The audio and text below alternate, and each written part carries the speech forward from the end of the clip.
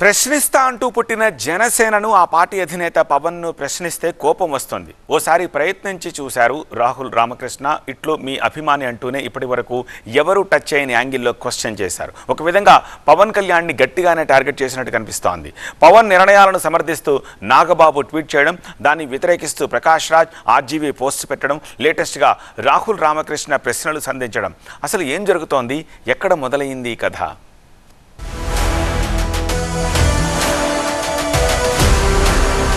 ముందుగా క్లైమాక్స్ నుంచి వద్దాం. సడన్ గా పవన్ కళ్యాణ్ నే ఎందుకు ప్రశ్నించాలనుకున్నారో, సరిగ్గా అవే ప్రశ్నలు ఎందుకు సంధించాలనుకున్నారో గానీ రాహుల్ రామకృష్ణ పెద్ద ప్రశ్నావళినే డిప్యూటీ సీఎం పవన్ కళ్యాణ్ ముందుంచారు. మంత్రిగా పవన్ కళ్యాణ్ చూస్తున్న పోర్ట్ఫోలియోలోని పంచాయతీరాజ్, గ్రామీణాభివృద్ధి, అటవీ శాఖలను టార్గెట్ చేస్తూ రాహుల్ రామకృష్ణ ప్రశ్నలు వేశారు.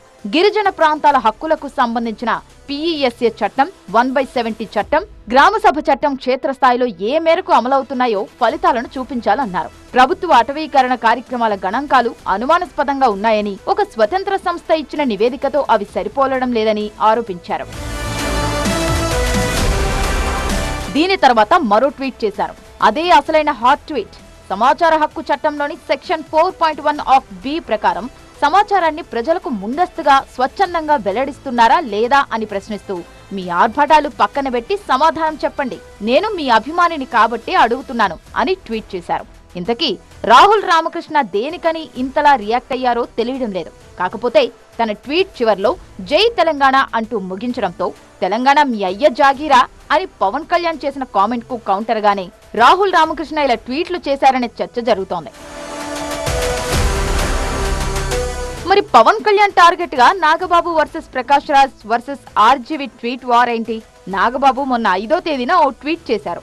నాయకుడి మాటే శిరోధార్యం, నోళ్లు మూసుకొని నాయకుడిని మాత్రమే అనుసరించండి అని అర్థం వచ్చేలా నాగబాబు రాసుకొచ్చారు. ఇలా అనడానికి కారణం బహుశా రాజ్యసభ అభ్యర్థి ఎంపిక కావచ్చు. అదే రోజున లింగమనేని రమేష్ పేరును జనసేన అధికారికంగా ప్రకటించింది. దీనికి అనూహ్యంగా ప్రకాష్ రాజ్ నుంచి రియాక్షన్ వచ్చింది. తాము గొర్రెలం కాదు, బానిసలము కాదు, ప్రజాస్వామ్యంలో ప్రశ్నించడం ప్రతి పౌరుడి ప్రాథమిక హక్కు అంటూ ట్వీట్ చేశారు. దీనికే ఎందుకు ట్వీట్ చేశారు అంటే, మళ్లీ తెలంగాణ మీ అయ్య జాగీరా అనే కామెంట్ దగ్గరికి వెళ్ళాలి. ఆ ప్రెస్ మీట్ నుంచి పవన్ ను టార్గెట్ చేసిన ప్రకాష్ రాజ్ ఇంకా ఆ దాడిని ఆపలేదు. పవన్ తీసుకున్న నిర్ణయాన్ని సమర్థిస్తూ నాగబాబు ట్వీట్ చేయడం ఆలస్యం. ప్రకాష్ రాజ్ నుంచి ఇలాంటి రియాక్షన్ వచ్చింది. ఇదే అనూహ్యం అనుకుంటే, చాన్నాళ్ల తర్వాత ఆర్జీవీ ఎంట్రీ ఇచ్చారు. తమ సమస్యలను పరిష్కరిస్తారనే నమ్మకంతో ఒక నాయకుడికి బాధ్యతాయుతమైన పదవిని అప్పగిస్తారు, అంతేగాని అతనికి రాజుగా పట్టాభిషేకం చేయరు అంటూ నాగబాబుకు కౌంటర్ ఇస్తూ ఇండైరెక్ట్ గా పవన్ కు తాకేలా ట్వీట్ చేశారు. అన్నట్టు పవన్ కళ్యాణ్ ను ప్రకాష్ రాజ్ ప్రశ్నించినందుకు బండ్ల గణేష్ గట్టిగా రియాక్ట్ అయ్యారు మొన్న మధ్య. ఇప్పుడు ప్రకాష్ రాజ్, ఆర్జీవీ ఒకరి తర్వాత ఒకరు టార్గెట్ చేశారు. మరి ఈ ట్వీట్ వరకు నెక్స్ట్ సీక్వెల్ ఉన్నట్టేనా?